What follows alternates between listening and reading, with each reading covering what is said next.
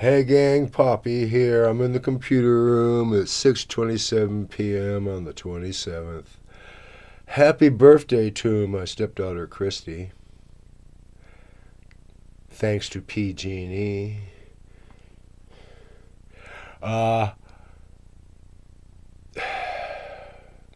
don't know when the electricity's coming back. Apparently, I've been rescheduled for my surgery to the 5th. Is there going to be electricity then?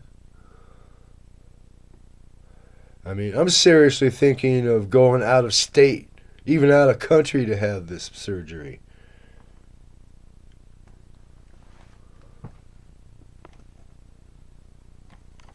Yeah. Keep the camera on me. That helps.